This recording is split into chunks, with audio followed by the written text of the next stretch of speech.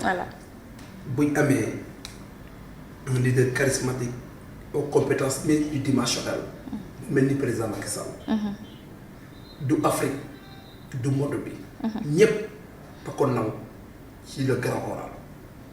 et même ñi ko doon déglu foofu noonu dañ doon gis ne tàccu yi. ak engouement enthousiasme bi ak dañ ko doon xool di ko ñëwantal. kontaan ci moom. ci la prestance ci l'éloquence ci la complaisance et la maîtrise de son discours et de son domaine. may rappelé nag poste secrétaire général ONU du ay sondage ñoo koy maye du ay wax yu neex ak wax yu naqari ñoo koy maye. c'est les pays qui ont le droit de veto les 5 puissants qui ont le droit de veto ñoom ñoo koy maye. et 5 yooyu noonu ils sont confrontés à 4 à 5 problèmes majeurs.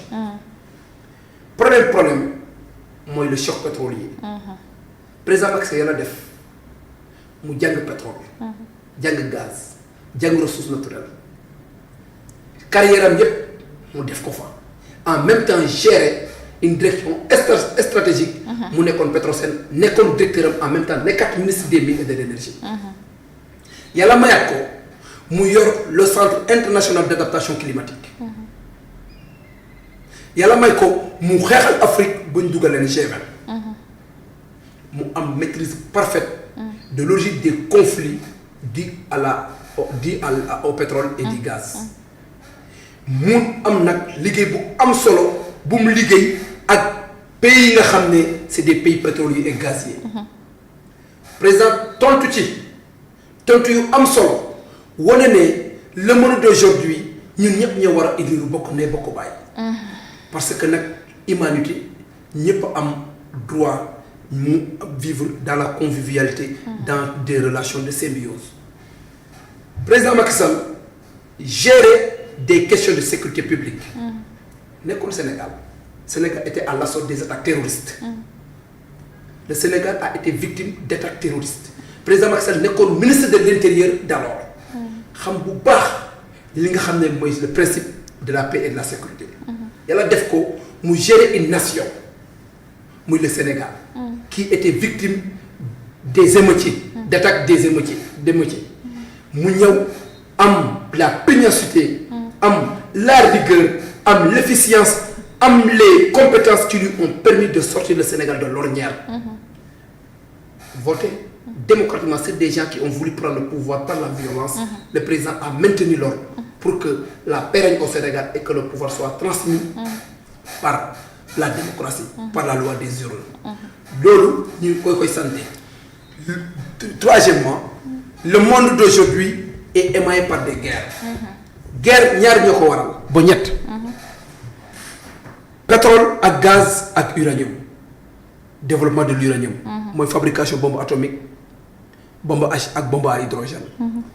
mu nekk problème boo xamante ne entre États-Unis d'Amérique la ak Iran. président jël ci position bu courageuse.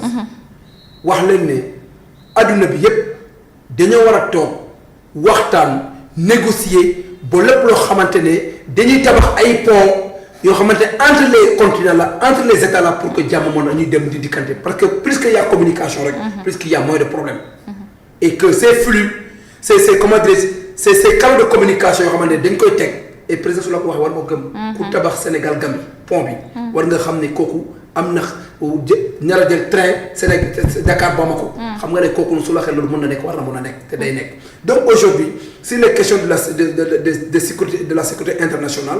naturellement président def ci exercer et dund na yor CEDEAO ñu émaillé ko par des phénomènes de coup d'état. dem na fii malgré tout coup d'état am na mais dem na ba ci Assimi Goïta. waxtaan ak moom Embalo président dem na fa waxtaan ak moom pour que mu crée mu def ay élections démocratiques dem ñu def ko donc aujourd'hui mu nekk référence au niveau du continent de la sous-région et du continent africain. gérer UA xamal africain dañoo war a génn ci guuta bu ñu nekk. bàyyi ay coup d'état que le pouvoir ne se prend que par les urnes. Le pouvoir ne se prend pas par les armes. Celui qui prend le pouvoir par les armes ne fait que perpétrer les rouleaux compresseurs de la violence.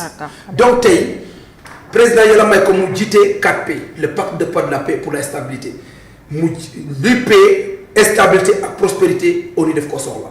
ONU soxla na jàmm soxla na développement durable. soxla na refonte. soxla nañ réinventer l'histoire et que véritablement Afrique mënu compter presque 9 millions. 9 milliards d'habitants. ba pare autant de 9 milliards d'habitants war a compter plus de 1 milliard d'habitants 1 à 2 milliards d'habitants. ñu bëgg a toog fii di koy minimiser. te amul droit de veto. ñu yeneen compter amee droit de veto. naturellement noonu la Afrique war a amee droit de veto et que ONU aussi war na am refonte. de telle sorte que la primauté balaa guerre di am wala balaa attaque di am véritablement le conseil de sécurité. veto bi dañuy war a xoolaat veto bi naka lañ ko bëgg di gérer. donc kooku noonu véritablement il est un homme de dialogue et un homme de diplomatie c'est un très grand diplomate et c'est un très grand fédérateur et c'est un homme de dialogue il va dialoguer avec Poutine il va dialoguer lu tax ma am yaakaar bu baax mooy ne les 3 autres candidats Michel Bachelet moom dafa màgget nag ancien président Chili moom moo doon gérer le Conseil des Nations Unies pour les affaires économiques et de développement moom dafa amoon problème ak Chine par rapport à la modification des monnaies et par rapport à la refonte du FMI dafa amoon problème ak ñoom deuxième problème bu mu amoon ak moom ñoom dafa attaqué le peuple chinois bu muy nekk président de la République ne peuple chinois ay sanguinaire lañ attaqué leen ouvertement et moo tax Chine dugal droit de veto Chine dugal droit de veto ok donc moom elle kooku elle est out mu reste 3 Raphaël Grossi bi nga xam ne moom lañ ñoom di wax ne ñoom moom moo xam seen sowaan sondage yooyu noonu Raphaël Grossi problème Ukraine pacte bi nga comment dirais-je industrie de fabrication d'armes ukrainien bi mu amee mooy Zaporijia bu ñuy defar seen uranium ak problème Iran moom au lieu mu jël décision bu tranché wax Iran ne comme man nañ joxoon l'agence internationale de l'énergie atomique na ngeen freiner seen fabrication uranium pour créer bombe atomique def leen bàyyi di def la sourde oreille ba Donald Trump bu muy nekk président de la République premier mandat il a eu à avoir à faire des foudres des attaques foudroyantes sur Raphaël Grossi loolu noonu fekkoon ne tey ki remplaçant Donald Trump Joe Biden moom moo indoon sax renégocier ak Raphaël pour que mu daan fluidifier ses relations avec les États-Unis d'Amérique mais bu Donald Trump ñëwaat yi jël le président vénézuélien moom Raphaël dafa attaqué waat Trump attaqué ko de sanguinaire.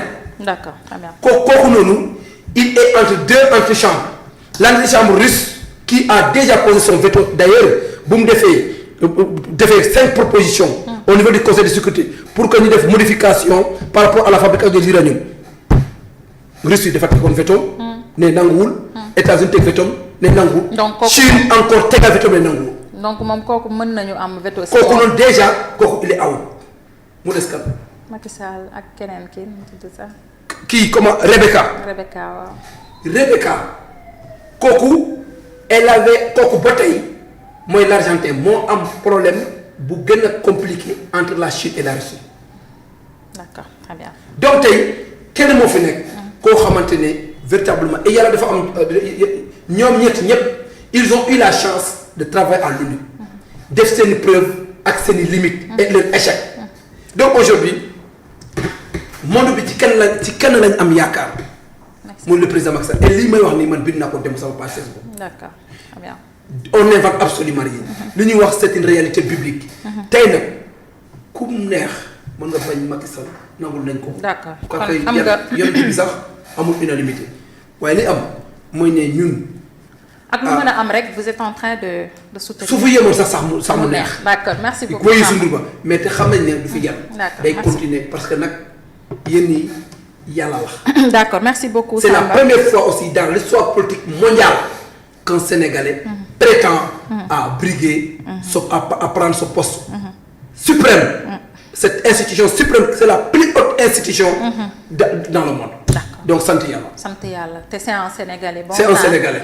Un Sénégalais bu bon rek mooy bañ Macky Sall. un Sénégalais bon teint bu jàngee Sénégal màggee Sénégal yaroo Sénégal mësta Jàngee jàngee Fatick. bitim réew jàngee Fatick nekk université École Dakar publique.